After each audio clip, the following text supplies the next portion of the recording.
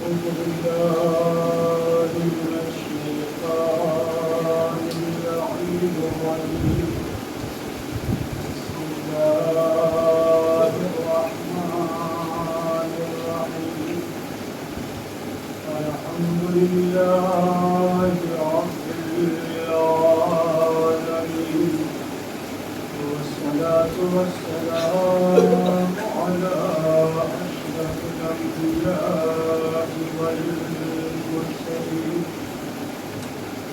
سيدنا وحبيب قلوبنا وطبيب نفوسنا مولانا أبي القاسم محمد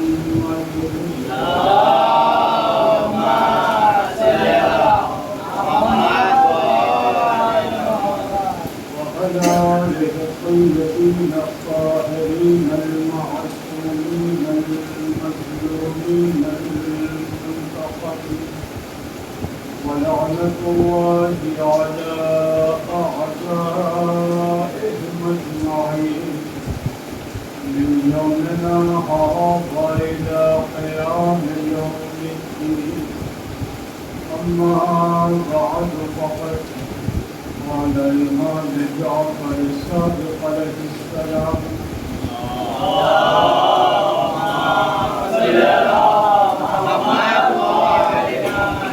المؤمن أشد من الجبل اللهم صل على محمد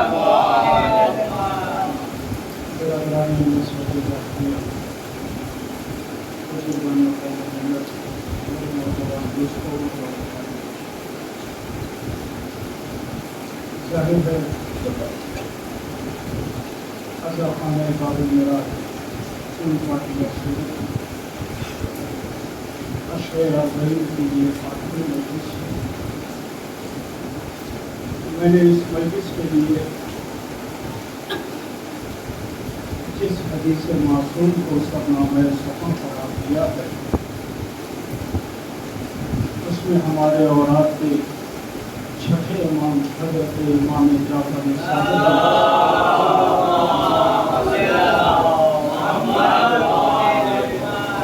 ارشاد فرما رہے ہیں المؤمن اشد من الجبل، مومن پہاڑ سے بھی زیادہ مضبوط ہوا کرتا ہے۔ اس دنیا میں نظر اٹھا کر دیکھ لیں تو آپ کو اندازہ ہوگا کہ دنیا کی ساری اشیاء میں اگر کوئی شے سب سے مضبوط ترین مانی جاتی ہے تو وہ پہاڑ مانا جاتا ہے۔ یعنی پہاڑ مضبوطی کے لحاظ سے اپنا منفرد اور الگ مقام ہے۔ امام ارشاد فرما رہے ہیں المؤمن اشد من الجبل، مومن اس پہاڑ سے بھی زیادہ مضبوط ہوا کرتا ہے۔ یعنی امام یہ بتانا چاہ رہے ہیں بازار تجارت میں ہر چیز خریدی اور بیچی جا سکتی ہے، لیکن مومن کا ایمان اتنا مضبوط ہوتا ہے نہ جسے خریدا جا سکتا ہے اور نہ ہی بیچا جا سکتا ہے۔ عزیزان محترم، بے شک پہاڑ اپنی مضبوطی کے لحاظ سے ساری اشیاء میں سب سے منفرد ہے، لیکن پہاڑ میں نقص یہ ہے کہ پہاڑ کو بھی توڑا جا سکتا ہے۔ اگر آپ متوجہ ہیں تو میں جملہ آپ کے حوالے کر رہا ہوں۔ پہاڑ کا نقص یہ ہے کہ پہاڑ کو توڑا جا سکتا ہے۔ اس کا مطلب یہ ہوا کہ پہاڑ سے مضبوط بھی کوئی شے ہے، پہاڑ سے مضبوط بھی کوئی شے ہے، اس شے کا نام ہے لوہا۔ لوہے سے پہاڑ کو توڑا جا سکتا ہے۔ اب میں آپ کی خدمت میں ایک جملہ عرض کر کے حدیث امام حسین علیہ السلام آپ کے گوش گزار کرنا چاہتا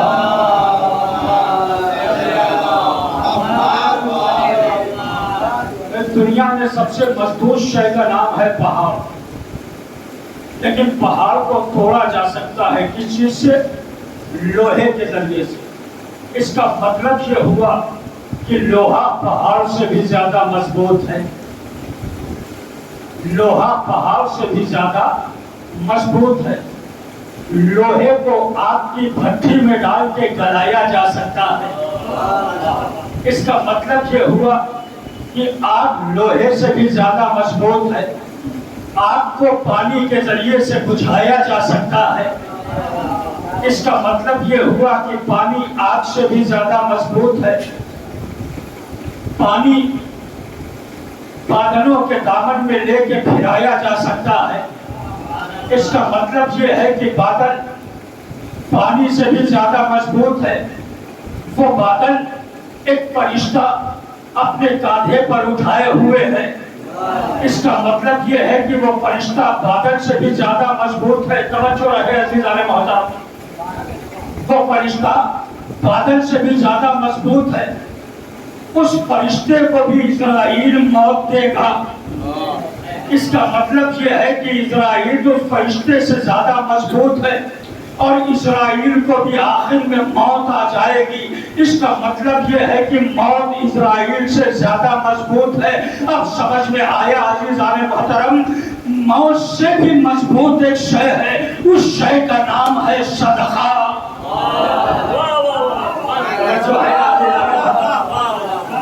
موت سے بھی شے مضبوط ہے، اس شے کا کیا نام ہے؟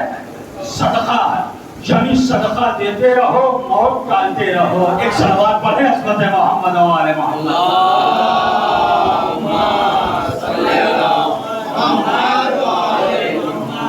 تو صادقہ آل محمد کیا کہہ رہا ہے؟ المؤمن اشد من الجبل، مومن پہاڑ سے زیادہ مضبوط ہوا کرتا ہے۔ اب پہاڑ میں نقص اور کمی یہ ہے کہ اسے توڑا جا سکتا ہے۔ کس چیز کے ذریعے سے؟ لوہے کے ذریعے سے۔ اب مولا حسین صحرائے کربلا سے آواز دے رہے ہیں، ان المؤمن اشد من جبل الحدید، ہمارا چاہنے والا لوہے سے بھی زیادہ مضبوط ہوا کرتا ہے۔ یہ کون فرما رہا؟ سرکار شہید اعظم مولا امام حسین علیہ السلام کیا فرما رہا؟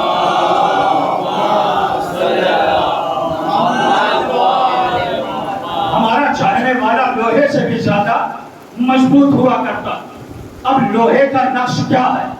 اگر اسے آگ کی بھٹی میں ڈالو تو اس کا رنگ بھی بدل جاتا ہے، اس کا مزاج بھی بدل جاتا ہے۔ یہی تو کنفرم ہے نا؟ آپ برابر لوہار کے وہاں جا کر دیکھتے ہو، بھائی لوہے کا نیچرل اور اصل رنگ کیا ہے؟ میرے بزرگ جواب دیں گے کالا۔ لوہے کا اصل رنگ ہے میرا بھائی کالا، مزاج ہے سخت۔ یہ ہے لوہے کی پوائنٹ۔ لوہے کا اصل رنگ ہے کالا، مزاج ہے سخت، لیکن اگر اسی لوہے کو آگ کی بھٹی میں ڈال دو، اور توجہ رہے عزیزان محترم، مولا امام حسین علیہ السلام نے جب فقرہ کہا، امام کیا کہہ رہے ہیں؟ المؤمن اشد من جبل الحدید، ہمارا چاہنے والا لوہے سے بھی زیادہ مضبوط ہوا کرتا ہے۔ بھئی لوہے کا اصل رنگ ہے کالا، مزاج ہے سخت، لیکن اگر اسی لوہے کو آگ کی بھٹی میں ڈالو تو اب اس کا رنگ بھی بدل جاتا ہے، اس کا مزاج بھی بدل جاتا ہے۔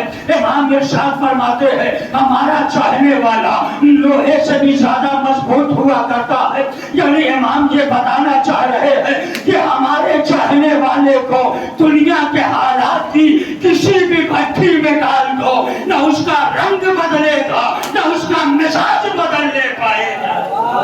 ایک صلوات پڑھیں عصمت محمد و آل محمد۔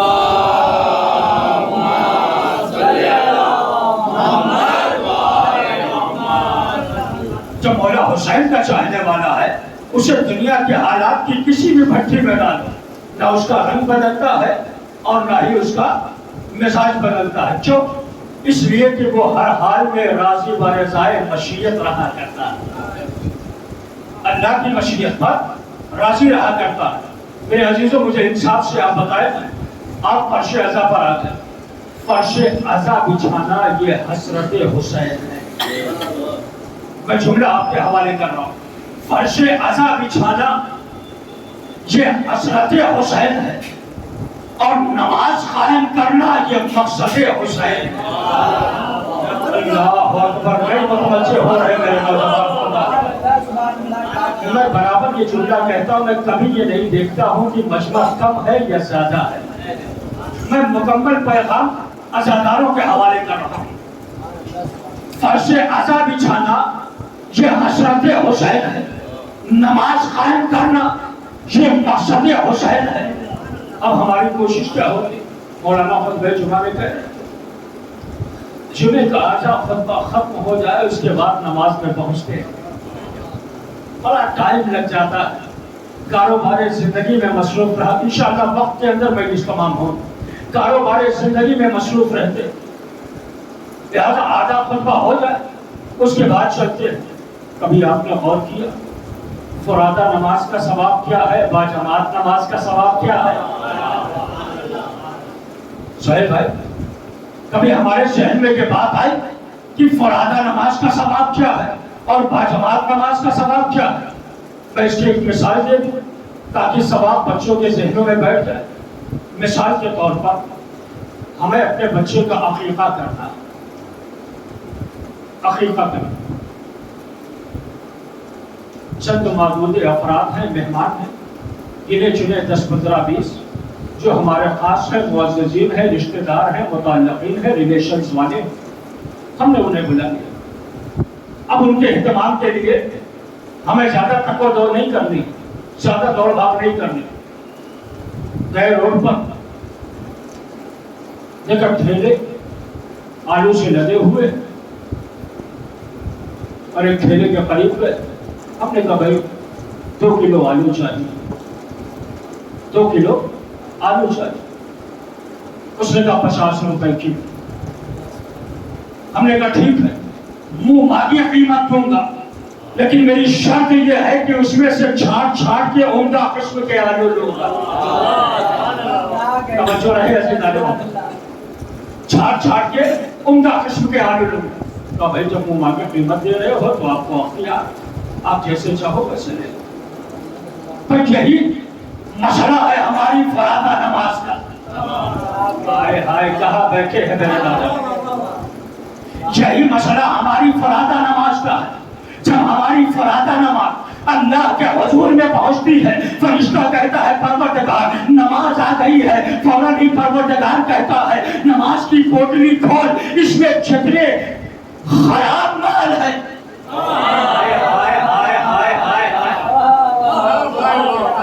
اس میں جتنے خراب مال ہے سب کو نکال.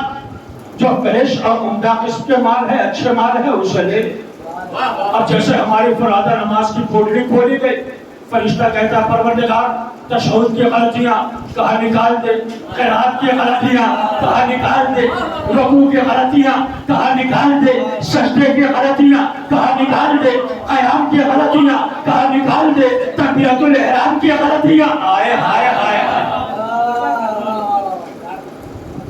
بس ساری غلطیاں نکل گئی. بس اچھا تھوڑا سا مال کا اسی پہ ثواب دے دیں، اسی پہ ثواب دے دیں. بس ثواب آپ کو مل گیا فرادہ نماز کا. اب ہمیں اپنے بچے کا ختنہ نہیں کرنا ہے منا بھائی. اب اپنے بیٹے کی شادی کرنی ہے. اب ہم لوکل مارکیٹ نہیں جائیں گے نا، اب سیدھے ہم سبزی منڈی جا رہے ہیں. جماعت کا سبب سنانے لگا. اب ہم سیدھے سبزی منڈی جا رہے ہیں. اب جیسے منڈی میں پہنچے اب ہمیں 2-4 کلو آلو نہیں لینا، پوری بوری لینی ہے آلو کی. آلو کی پوری بوری لینی ہے میرا. اب جیسے ہم مالک کے قریب گئے ہم نے کہا بھائی ہمیں آلو کی پوری بوری چاہیے. اس نے کہا صرف بیل ہے، مہر لگی ہوئی ہے، سیل بند ہے، جو چاہو وہ بوری لے لو. ہم نے کہا ایسے نہیں، ہمیں یہ اختیار دو کہ ہم مہر توڑے، سیل توڑے اور اس بوری میں دیکھے کہ اس میں سڑا گلا مال تو نہیں ہے، اس میں خراب مال تو نہیں ہے. تو فوراً ہی مالک مالک منڈی کہتا ہے مولانا آپ کو منڈی کا قانون نہیں معلوم ہے، اب یہاں مہر نہیں ٹوٹے گی، یہاں سیل نہیں ٹوٹے گی، جیسی بوری میں مال رہے گا ویسا مال لینا پڑے گا۔ یہی مسئلہ ہماری نماز باجماعت کا ہے، جب ہم باجماعت نماز ادا کرتے ہیں یہاں سے جماعت کی مہر لگتی ہے، اللہ کے حضور میں پہنچتی ہے، فرشتہ کہتا ہے پروردگار نماز آ گئی ہے، سیل توڑوں مہر توڑوں، اللہ کی آواز آتی ہے جب منڈی کا قانون نہیں مانو۔ آپ دیکھیں آگے سلامات پڑھیں عظمت محمد والا۔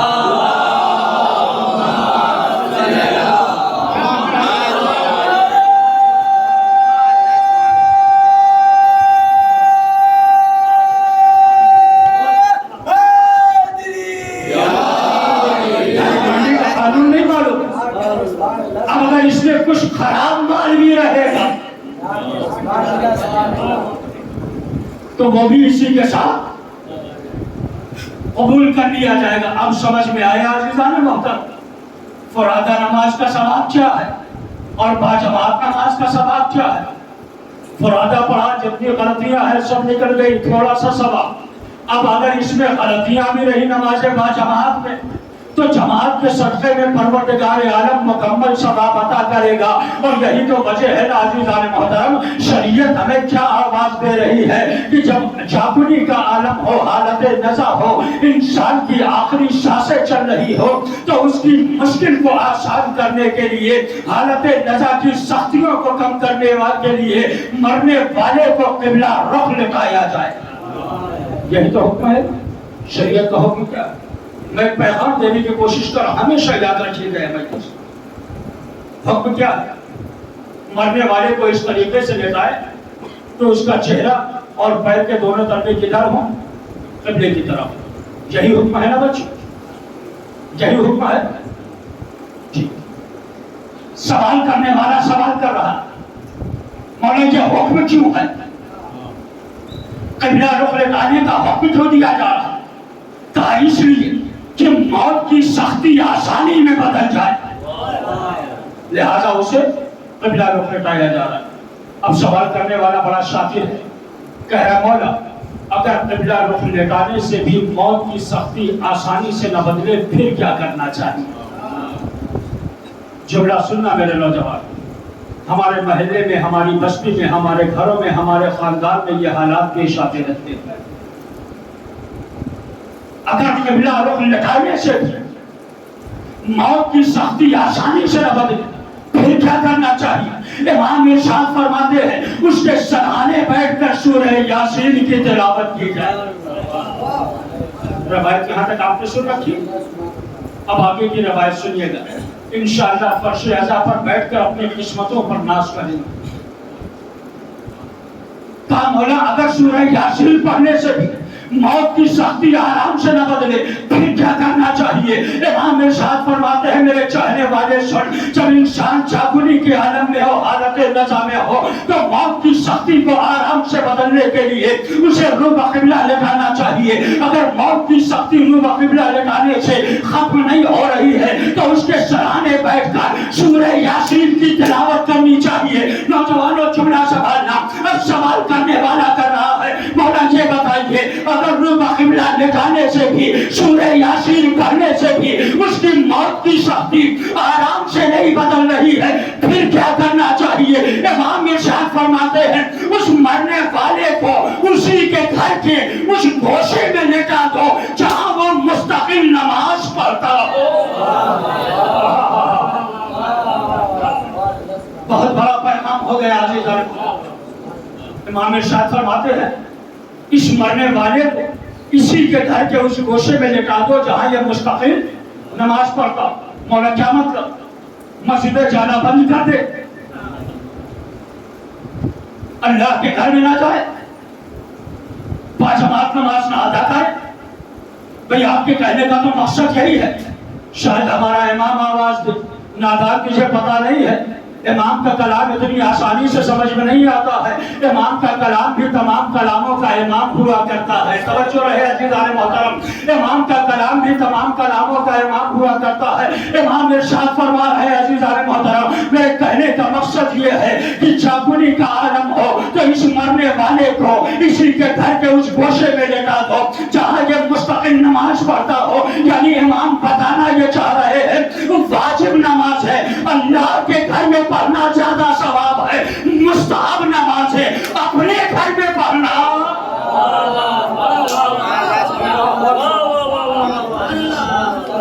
میں شریعت کا حکام اور شریعت کا قانون آپ کو بتا رہا ہوں.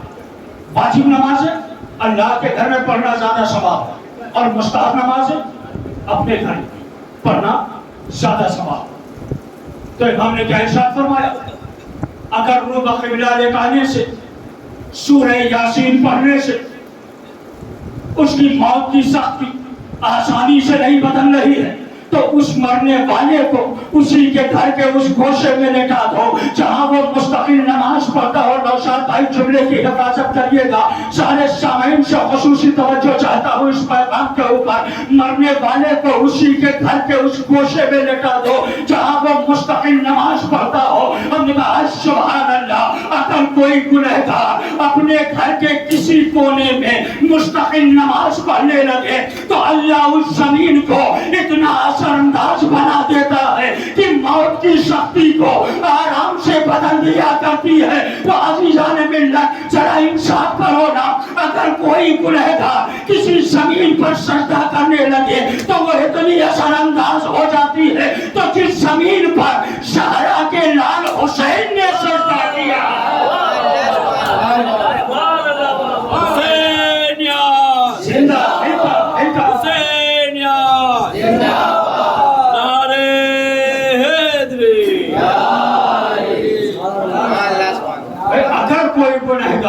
اپنے گھر کے کسی کونے میں سجدہ کرنے لگے اللہ اس زمین کو اتنا اثر انداز بنا دیتا کہ جس زمین پر زہرا کے لال حسین نے سجدے کیا وہ زمین خاک شفا نہ ہو تو اور کیا ہے. آپ دیکھیں نا عزیزان محترم, ہم خالی حسین سنتے ہیں نا, ہم خالی حسین پڑھتے ہیں, کبھی حسین سمجھنے کی کوشش کرتے. ہم فرش اعضا خالی بچھاتے ہیں لیکن فرش اعضا پر بیٹھنے کے بعد کیا ہمارے ذہنوں میں یہ تصور پیدا ہوتا ہے کہ جس فرش پر ہم آئے ہیں یہ امام حسین کی حضرت ضرور ہے لیکن حسین کا مقصد کیا ہے کہ ہماری نماز قضا نہ ہونے پائے, ہم شریعت سے روح گردانی نہ کرنے پائے. بھائی ہم دسترخوان پر بیٹھتے تو اہتمام کیا کرتے, مرغ بھی ہو, دال بھی ہو, چٹنی بھی ہو, روٹی بھی ہو, اچار بھی ہو, سلاد بھی ہو, دنیا بھر کے سارے آئٹم, یہی تو اہتمام کرتے ہیں نا دسترخوان پر بیٹھنے کے بعد. اچھا اس کے بعد بچوں کو یہ بتاتے بیٹا دیکھو اسلام یہ کہہ رہا ایک لقمہ 32 بار چبانا چاہیے. میں پیغام دے رہا ہوں اپنے بچوں کو, ایک لقمہ 32 بار چبانا چاہیے, ادھر ادھر کی پلیٹوں پر نظر نہیں ڈالنا چاہیے, ایک دوسرے کے سامنے سے روٹی نہیں اٹھانی چاہیے, کھانا کھاتے وقت سامنے بیٹھے ہوئے کھانے والوں کو نہیں دیکھنا چاہیے, باتیں زیادہ نہیں کرنا چاہیے, کھانے کے درمیان پانی نہیں پینا چاہیے, کھانا کھاتے وقت بلا وجہ چپڑ چپڑ منہ نہیں چلانا چاہیے.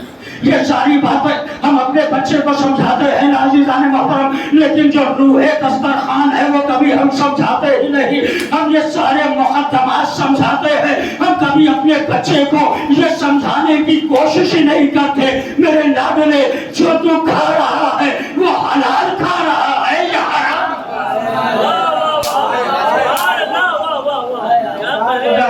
محسوس کرے نا جملہ. اصل مقصد کیا ہے دسترخوان, روح دسترخوان کیا ہے کہ جو کھلا رہے ہیں وہ حلال کھلا رہے ہو یا حرام کھلا رہے ہو. کسی نے بڑی اچھی بات کہی تھی نا, خالی کتے کا گوشت حرام نہیں ہے, میں مجلس کا پیغام دے رہا ہوں، خدا کی قسم میں نے کہا نا ہمیشہ یہ مجلس یاد رکھیے گا، خالی کتے کا گوشت حرام نہیں ہے، خالی خنزیر کا گوشت حرام نہیں ہے، بلکہ حرام کی کمائی سے خریدا ہوا بکرے کا گوشت بھی حرام ہے۔ دیکھیں عزیزان صلوات پر ہے عظمت محمد علیہ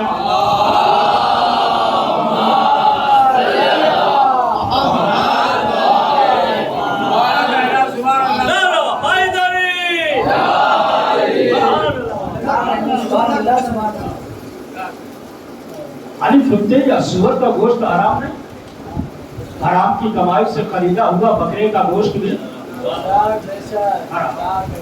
آداب دسترخوان کو آپ دیکھیں، ابھی 4 یا 5 برس کے ہیں امام حسین علیہ السلام، 4 یا 5 برس۔ ایک صحابی نے رسول کی دعوت کی، اب جب دعوت کی تو یہ بچوں کا طریقہ ہوتا ہے نا کہ بچے اپنے نانا دادا باپ کی انگلیاں پکڑ کے مچل جاتے ہیں، دادا جان نانا جان بابا جان ہم کی دعوت لے چلے، امام حسین نانا کی انگلیاں پکڑ، نانا جان میں بھی دعوت لے چلو گے بیٹا۔ 4 یا 5 برس کے ہیں مولا حسین، دعوت میں پہنچے، جیسے صحابی کے در دولت کے قریب پہنچے، حضور نے کیا دیکھا کہ صحابی اپنے گھر کی مڈیل پر بیٹھا ہوا حضور کے قدموں کو غور سے دیکھ رہا ہے۔ آمنہ کے چاچے کہا میرے صحابی کیا بات ہے، یہ غور سے میرے قدموں کو کیوں دیکھ رہا؟ کہا یا رسول اللہ میں نے یہ منت مانی ہے، آج آمنہ کا چاند میرے گھر کے شہر میں جتنے قدم چلے گا ہر قدم پر اللہ کی خوشی کے لیے ایک اونٹ قربان کروں گا۔ سنیے آپ نے، ایک اونٹ قربان کروں گا۔ اور اس کے بعد حضور آ گئے، کتنے قدم چلے کتنے نہیں چلے، اس میں کتنے اونٹ قربان کیے یہ روایات میں نہیں دیتا، لیکن حضور پہنچ گئے اس کے دسترخوان پر، بہترین دسترخوان، اس نے کھانا کھلایا اور حضور کی بڑی تعظیم و تکریم بھی۔ اب یہ بچوں کی عادت ہوتی ہے کسی سے بات شیئر کریں یا نہ کریں لیکن اپنی اماں کو جا کر ضرور بتاتے ہیں۔ چھوٹے سے مولا حسین گھر واپس آئے اور آنے کے بعد کہتے ہیں اماں آج بڑا صحابی نے نانا کی بڑی اچھی دعوت کی، بڑی تعظیم کی، بڑا اکرام کی، میرا دل چاہتا ہے کہ میں بھی اپنے دسترخوان پر اپنے نانا کو بلاؤں۔ میں یہی تک آپ کو لانا چاہ رہا تھا، خدا کی قسم آپ کی سماعتیں بیدار، میرا بھی دل چاہتا ہے کہ میں بھی اپنے دسترخوان پر اپنے نانا کو بلاؤں۔ ماں کی طرف سے اجازت ملی، ننھے سے حسین ہے خرامہ خرامہ، نانا کے در دولت پر آئے، دفل بات کیا، سلام کیا، نانا نے جواب سلام دیا، حسین کا ماتھا چوما، پیشانی چومی، لبھائے مبارک چومے، زانو میں بٹھایا، بٹھانے کے بعد کہا میرے لال آنے کا مقصد کیا ہے؟ کہا نانا صحابی نے دعوت دی تھی، میرا بھی دل چاہتا ہے کہ میں بھی اپنے دسترخوان پر آپ کو بلاؤں، نانا آئیے گا ضرور، نانا آئیے گا ضرور۔ ایک مرتبہ کائنات کا پیغمبر کہتا ہے اے میرے حسین مطمئن ہو کر جا، تیرا نانا آئے گا بھی، تیرے دسترخوان پر کھانا بھی کھائے گا، تاکہ قیامت کے دن یہ فخر کر سکے 1,23,999 نبیوں میں میں وہ نبی ہوں جس نے حسین کے دسترخوان کا کھانا کھایا۔ منزل ہے خدا کے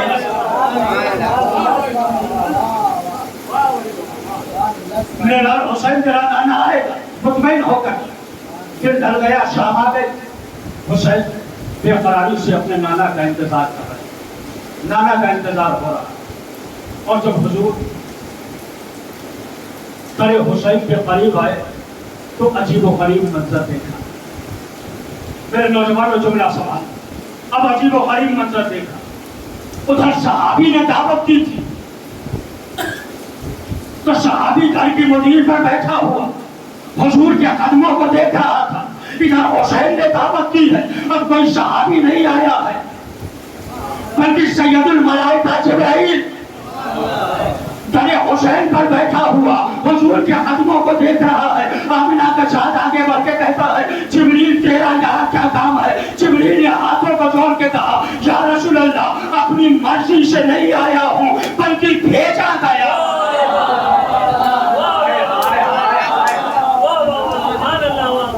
اپنی مرضی سے نہیں آیا ہوں بلکہ بھیجا گیا ہوں، اپنی مرضی سے نہیں آیا ہوں بلکہ بھیجا گیا ہوں۔ کہا جبریل تجھے بھیجا کیوں گیا ہے؟ کہا یا رسول اللہ آپ کو پتا ہے نا جب صحابی نے دعوت کی تھی تو اس نے یہ منت مانی تھی آج حضور میرے گھر میں جتنے قدم چلیں گے ہر قدم پر ایک اونٹ اللہ کی راہ میں قربان کروں گا، اللہ نے مجھے بھیجا ہے جبریل جاؤ اور جانے کے بعد میرے حسین کے دروازے پر بیٹھ جانا، میرے حسین کے دروازے پر بیٹھ جانا۔ آج آمنہ کا چاند میرے حسین کے گھر جتنے قدم چلے گا ہر قدم پر 70,000 گناہگاروں کی شفاعت کروں گا۔ ایک صلوات پڑھے عظمت محمد و آل محمد۔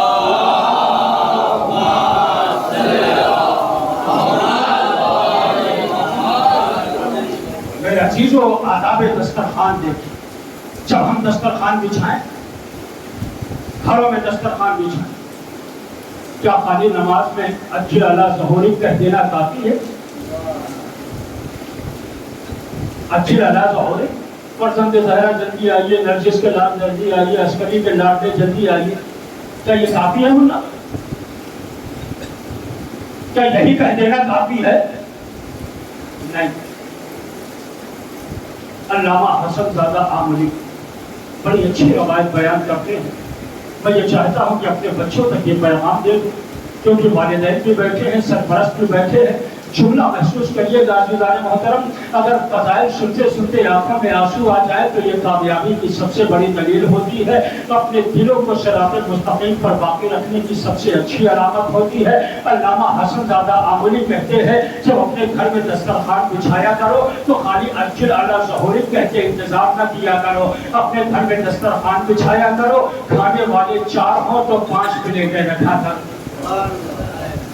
میرے نوجوانوں جملہ سنا، کھانے والے 4 ہوں تو 5 پلیٹیں رکھا کرو۔ جب بچہ پوچھے بابا کھانے والے تو 4 ہیں یہ 5 پلیٹیں کیوں ہیں، تب اپنے بچے سے یہ کہا کرو شاید آج کی شب ہمارا امام ظہور کر کے ہمارے دسترخوان کی زینت بن جائے۔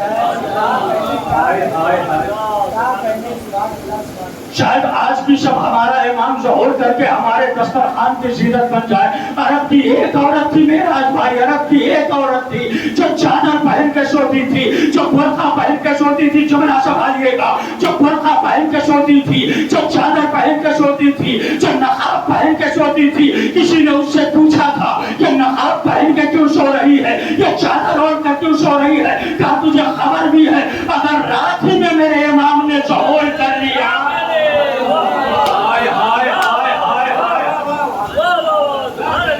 اگر رات ہی میں ہمارے امام نے ظہور کر لیا تو میں اپنی چادر تلاش کروں گی یا امام کے پیچھے، اپنی چادر تلاش کروں یا امام کے پیچھے چلوں۔ آج ہم پریشان ہیں، کاروبار کے لیے، اولاد کے لیے، ناموس کے لیے، عزت کے لیے، جاہ و حشمت کے لیے۔ ہماری مثال بالکل ویسی ہی ہے جیسے کسی گاؤں میں ایک شخص رہتا تھا جو بڑا پریشان تھا، دولت کے لیے پریشان تھا، شہرت کے لیے پریشان تھا، عزت کے لیے پریشان تھا، اولاد کے لیے پریشان تھا، جاہ و حشمت کے لیے پریشان تھا۔ لیکن اس گاؤں کا جو بادشاہ تھا وہ دن میں 5 بار اعلان کرتا تھا جسے کوئی پریشانی ہو میرے دربار میں آئے۔ اللہ اکبر، اللہ اکبر۔ یہ سارا سمجھنے والا مجمع بیٹھا ہے، میں ان پارٹیاں کی سماعت کے حوالے یہ فقرہ کہہ رہا ہوں۔ وہاں کا اتنا عادل بادشاہ تھا جو دن میں 5 بار اعلان کرواتا تھا جسے کوئی بھی پریشانی ہو وہ میرے دربار میں آ کر آئے، وہ میرے دربار میں آ کر لے جائے، اپنی پریشانیوں کو دور کر دے۔ اولاد چاہیے اولاد دوں گا، دولت چاہیے دولت دوں گا، حکومت چاہیے حکومت دوں گا، ثروت چاہیے ثروت دوں گا، جلال چاہیے جلال دوں گا۔ لیکن عزیزان محترم وہ شخص اتنا مصروف رہا کرتا تھا زندگی کی بھاگ دوڑ میں، کبھی بادشاہ کے اعلان پر اس کے دربار میں نہیں جاتا تھا۔ اب اگر کبھی بھولے بھٹکے چلا بھی گیا، اگر بھولے بھٹکے کبھی چلا بھی گیا تو ایسا برتن لے کر جا رہا ہے کہ جس برتن میں وہ اپنی اجرت لے ہی نہیں پا رہا ہے، یا جلد بازی میں اجرت نہیں لے پا رہا ہے۔ تو عزیزان محترم یہی مسئلہ ہمارا اور آپ کا ہے، ہم دنیا میں پریشان ہیں، اللہ ہمیں 5 بار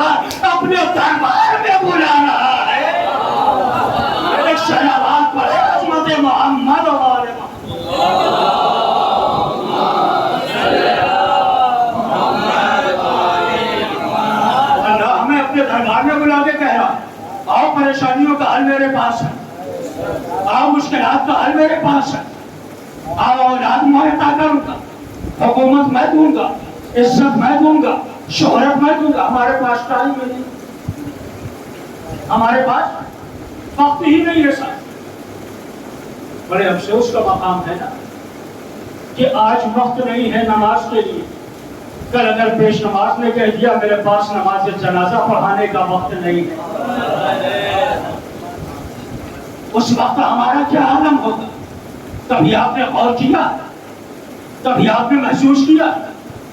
हमें तो इतनी फुर्सत ही नहीं है कि हम ये सब सोचें। अगर भूले भटके कभी नमाज में आ भी गए तो आने के बाद परवरदिगार दौलत दे, शोहरत दे, इज्जत दे, हुकूमत दे, औलाद दे, माल दे।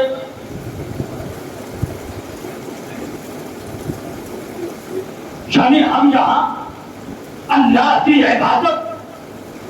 इबादत की गरज से नहीं कर रहे हैं, तिजारत की गरज से कर रहे हैं। अल्लाह की इबादत की गरज से, तिजारत की गरज से कर रहे हैं। आप देखिए हम आए, आने के बाद क्या करें? दौलत, शोहरत, इज्जत, माल, जमाल, कमाल, यही सारी चीजें अल्लाह से मांग रहे हैं और कुछ मांगे नहीं। मेरे अजीजों, मेरे नौजवानों, मेरे बच्चों, ये अशरे अरबईन है और अशरे अरबईन की 8वीं मजलिस का ये पैगाम खास तौर से मेरे बच्चे और नौजवान जरूर याद रखें। नमाज में आने के बाद हम जो दुआ मांगते हैं ना, ये असल में दुआ है ही नहीं। कि जो हम दुआ मांगते हैं क्या असल में दुआ है ही नहीं। इमाम फरमाते हैं नमाज के बाद जो तुम दुआ मांग रहे हो ये तो दुआ है ही नहीं, ये तो इबादत है, तजारत है, ये दुआ नहीं है। इमाम से पूछा गया मौला फिर दुआ क्या? इमाम इरशाद फरमाते इबादत तमाम होने के बाद अपने हाथों को बारगाह खुदाबंदी में उठाओ, उठाने के बाद ये कहो परवरदिगार जो मैंने इबादत अंजाम दी है इस इबादत को क़यामत के दिन मेरी नजात का जरिया करार देना। ये है असल दुआ, ये है असल दुआ। और सिर्फ यही नहीं, जब भी कोई अच्छा काम कर मजलिस में आओ, मजलिस से उठो तो अल्लाह की बारगाह में हाथ उठा के कहो परवरदिगार इस मजलिस के सवाब को हश्र के दिन हमारी बख्शिश का जरिया करार दे। ये है असल दुआ, ये है असल दुआ जो हमें इमाम ने फरमाया। लेकिन हम इबादत तिजारत वाली कर रहे हैं और उसकी मिसाल बिल्कुल ऐसी है जैसा बानी तंजीम मौलाना गुलाम अस्करी साहब अल्लाह मक़ाम फरमाते थे। वक्त के अंदर बस खत्म कर रहा हूँ भाई। वो फरमाते थे हमारी इबादत का मेयार क्या रह गया है। मिसाल के तौर पर एक थका हारा बाप दिन भर काम करने के बाद जब घर में पहुंचा, टांगे दर्द से दुख रही थी। उसने अपने नौजवान बेटे को बुलाया और बुलाने के बाद कहा बेटा पैरों में शदीद तकलीफ है, आओ जरा मालिश कर दो, मेरा पैर दबा दिया। बेटा आया और आने के बाद 1 घंटे उसने अपने बाप का पैर दबाया, पैर की मालिश। अब जब मालिश करने के बाद जाने लगा तो कहता है बाबा अगर मैं 1 घंटा किसी कंपनी में काम करता, हाय हाय हाय हाय हाय खुदा के लिए, अगर 1 घंटा किसी दूसरी कंपनी में काम करता तो मुझे 500 रुपए इसकी उजरत थी। चूंकि आप मेरे बाप हैं लिहाजा रियायत के साथ आप ऐसा करें कि 200 रुपए मुझे इसकी उजरत दे दें, 200 रुपए मुझे इसकी उजरत दे दें।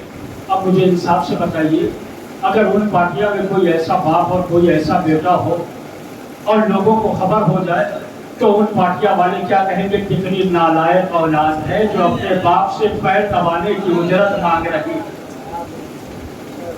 जुमला पहुंचा मेरे बुजुर्गों, भाई हर बंदा यही कहेगा ना कितनी नालायक औलाद है जो पैर दबाने की उजरत मांग रही है।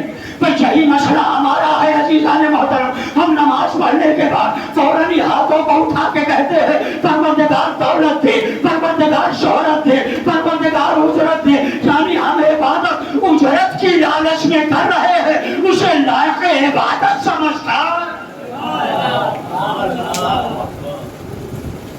کی عبادت نہیں کرتے تو فرشتے کیا کہیں گے؟ پروردگار کتنے نالائق بندے ہیں جو اپنے عبادت کی اجرت مانگ رہے ہیں، یہی تو کہیں گے نا۔ لیکن اسی کے برعکس بیٹے نے باپ کا پیر دبایا اور خوب اچھی سے مالش، اور مالش کرنے کے بعد جب جانے لگا تو باپ خوش ہوا، بڑی اچھی مالش کی اور اچھا پیر دبایا۔ اب باپ خوش ہوا، اس نے بیٹے کو قریب بلایا، جیب سے 500 کا نوٹ نکالا اور تحفے کے طور پر اس کے ہاتھ میں رکھ دیا۔ آئے سبحان اللہ، خدا کے قسم، خدا کے قسم، تحفے کے طور پر اس کے ہاتھ میں رکھ دی۔ اب جتنے لوگ چلتے ہیں ہر بندہ یہی کہے گا بڑا نیک باپ ہے، بڑا اچھا بیٹا ہے۔ باپ نے بھی خیال کیا، بیٹے نے بھی خیال کیا، باپ نے جیسا چاہا بچے نے ویسا ہی پیر دبایا۔ عزیزان محترم، ہمارا کام عبادت کی اجرت مانگنا نہیں ہے، تو اللہ کی بارگاہ میں اتنی اچھی عبادت کر لو کہ پروردگار عالم ہماری عبادت سے خوش ہو کر ہمیں عبادت کے طور پر تحفہ دینا شروع کر دے، نعمتیں دینا شروع کر دے۔ ایک سلامات پڑھے عظمت محمد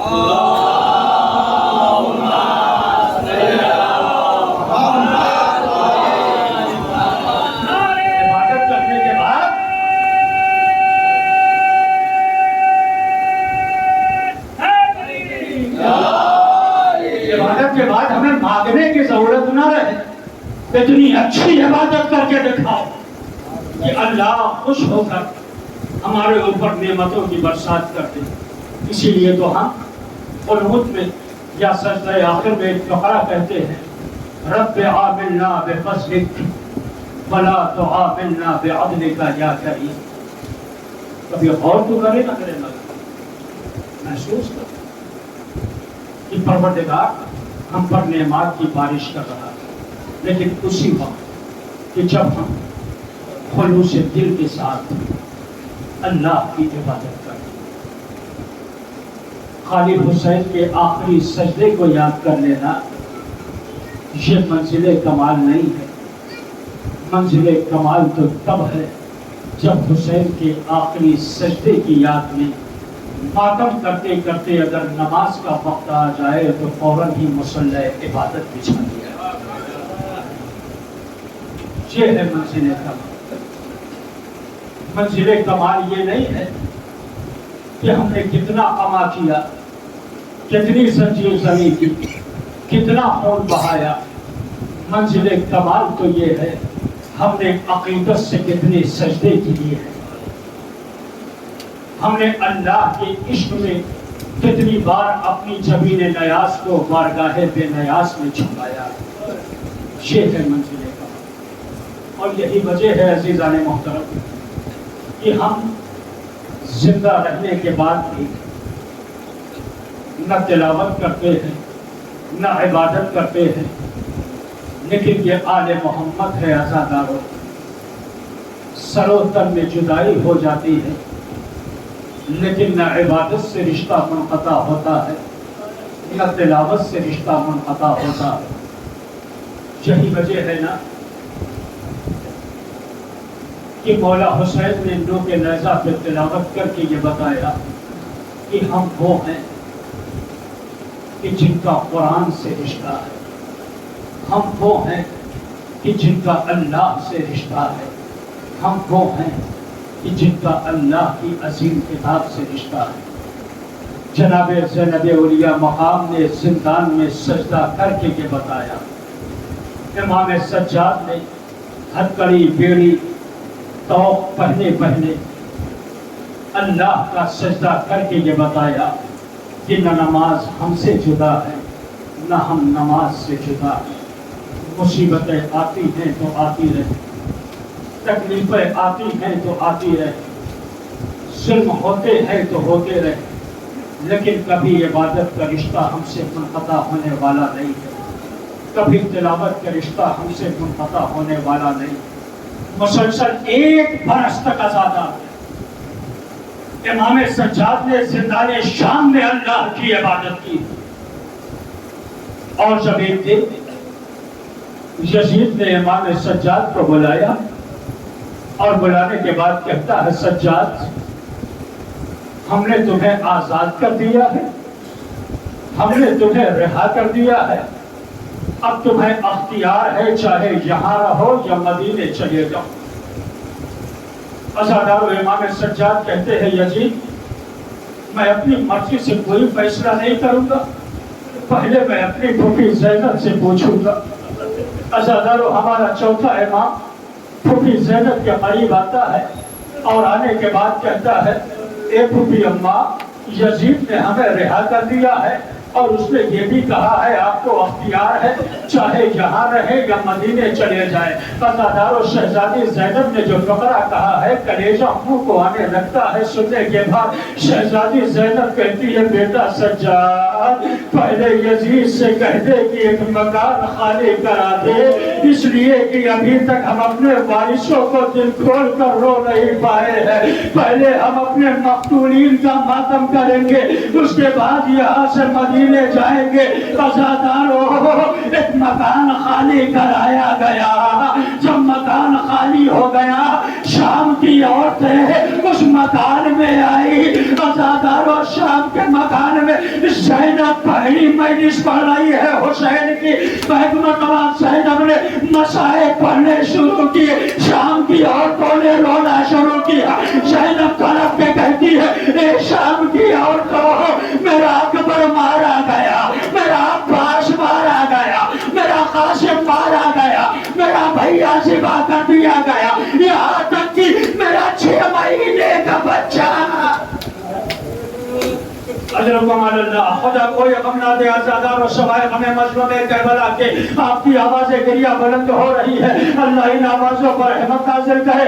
आपके इन आज़ुओं को रोमाल सैयदा में जगह इनायत फरमाए। अज़ादारो ज़ैनब मजलिस पढ़ रही है, शाम की औरतें गिरिया कर रही है जैसे आप फर्श अज़ा पर बैठ कर गिरिया कर रहे हैं। अज़ादारो ज़ैनब मर्सिया पढ़ रही है, मजलिस पढ़ रही है, खूब खूब मातम हो गया। अज़ादारो जब 7वां दिन आया है, तबर्रुकात वापस होने लगे, अहले हरम की लुटी हुई चादरें वापस मिलने लगी, अज़ादारों से और हाथ वापस मिलने लगे। लैला की चादर आई, लैला ने आगे बढ़ के ले ली। कुलसूम की चादर आई, कुलसूम ने आगे बढ़ के ले ली। ज़ैनब की चादर आई, ज़ैनब ने आगे बढ़ के ले ली। रबाब की चादर आई, रबाब ने आगे बढ़ के ले ली। लेकिन अज़ादारों जब एक नन्ही सी चादर आई जिसका लेने वाला कोई न था, अज़ादारों ज़ैनब ने वो चादर ली, जिंदाने शाम में नन्ही सी तरबत पर आई। आने के बाद कहती है, ए सकीना, अपने हाथों से अपने चेहरे का पर्दा करती थी। ए सकीना, लुटी हुई चादर वापस। अदरकुम अल्लाह, यही हक है अज़ादारों मातम करने का, यही हक है पुरसा पेश करने का। अज़ादारों जब चादरें आ गई है ना, अब यहाँ से अपने कलेजे पर हाथ रख के फकरा सुनना। अज़ादारों एक नौजवान ने मुझसे गुजारिश की थी, मौलाना मौला अब्बास के मसाइल पढ़ दीजिएगा। अज़ादारों मैं उसी हुक्म की तामील कर रहा हूँ, देखता हूँ कि आपके कलेजे में कितना दम है, कितनी ताकत है, जो मसाइल के फकरे बर्दाश्त कर सकते हैं। अज़ादारों जब चादरें मिल गई है ना, उसके बाद सरहाए शुहदा आने लगे। अज़ादारों अली अकबर का सर आया, उम्मे लैला ने आगे बढ़ के लिया, हुसैन का सर आया, ज़ैनब ने आगे बढ़ के लिया, अब्बास का सर आया, ज़ैनब ने आगे बढ़ के लिया। अज़ादारों अब्बास का सर जैसे ही आया है, उस वक्त तक अब्बास की आंखें खुली थी, लेकिन जैसे ही ज़ैनब ने ये चाहा अब्बास के सर को अपने सीने से लगा, अब्बास ने आंखें बंद की। ज़ैनब ने घबरा के कहा, ए भैया शर्माओ नहीं, ज़ैनब बाजुओं के नील न दिखलाए। कयामत हो गई अज़ादारों, कयामत हो गई। मेरे भैया पास शर्माओ नहीं, ज़ैनब बाजुओं के नील न दिखलाए। دکھلائے گی. حضرت اللہ میرے نوجوان طلب کے لو رہے ہیں. اے امام حجت آئیے آنے کے بعد ان نوجوانوں کا پرچہ قبول کریے, ان عزاداروں کا پرچہ قبول کریے. عزاداروں, حسین کا سرایہ بیویوں نے خوب خوب ماتم کیا, علی اکبر کا سرایہ بیویوں نے خوب خوب ماتم کیا. عباس کا سرایہ ہے نا عزاداروں, جب بیویاں رو چکی ماتم کر چکی نا, امام سجاد گوشے میں کھڑے ہوئے تھے, آگے بڑھ کے کہتے ہیں اے پپی اماں, اے پپی اماں, چچا کا ماتم کر چکی ہے. کہا میرے لال چچا کا ماتم کر چکے ہیں. کہا اے پپی اماں, لاؤ چچا عباس کا سر میرے حوالے کر دو. حضرکم اللہ, قیامت ہے عزاداروں, لاؤ چچا عباس کا سر میرے حوالے کر دو. عزاداروں, بیویاں یہ سمجھ رہی تھی ابھی سجاد چچا کا سر لیں گے اور فریاد کرنا شروع کر دیں گے. اے چچا, آپ کے بعد ہاتھوں میں ہتھکڑیاں ڈالے گئے, آپ کے بعد پیروں میں بیڑیاں ڈالے گئے, آپ کے بعد کمر میں لنگر ڈالا گیا, آپ کے بعد گلے میں توپ ڈالا گیا. لیکن نہیں عزاداروں, سجاد نے ایسا کچھ بھی نہیں کیا ہے. سر عباس کو لیا زندان شام, ننھی سی تربت بھرا سر عباس کو قبر سکینہ.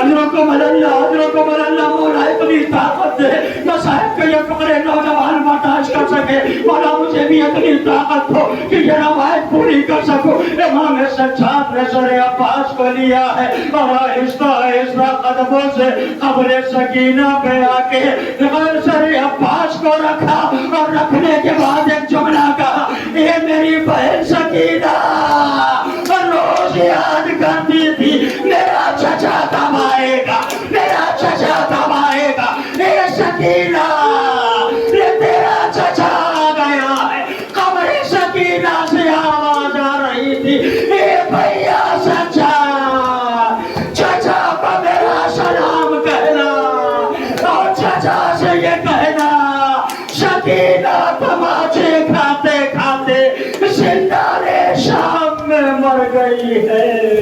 اب سکینہ کو پانی نہیں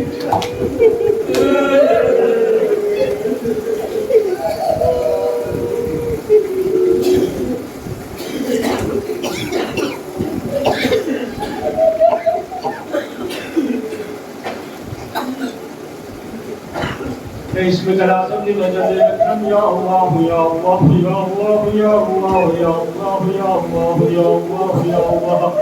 پروردگار ہمارے ناسخوں کو دامن شرف میں قبولیت عنایت فرما. اے میرے اللہ, ہمارے گناہان صغیرہ و کبیرہ کو معاف فرما, ہماری توبہ کو قبول فرما. میرے اللہ, ہم گنہگار ہیں, خاطی ہیں, ہماری خطاؤں کو معاف فرما. میرے اللہ, اپنے واسطہ ہے محمد والے محمد کا جو بے روزگار ہے ان کو برسر روزگار فرما, جو برسر روزگار ہے ان کے روزگار میں دل دنیا راشد ہوئی ترقی عنایت فرما. میرے اللہ, جو حج و زیارات کے مشتاق ہیں انہیں جلد از جلد حج و زیارات سے مشرف فرما. میرے اللہ, مزارات مقدسات کی حفاظت فرما, علماء کرام کے سائے کو ہمارے سروں پر قائم و دائم فرما. حجت لگانا امام زمانہ کی ذکر میں تعجیل فرما, ہمارا شمار ان کے اعوان و انصار میں فرما. ربنا تقبل منا انک انت السمیع العلیم.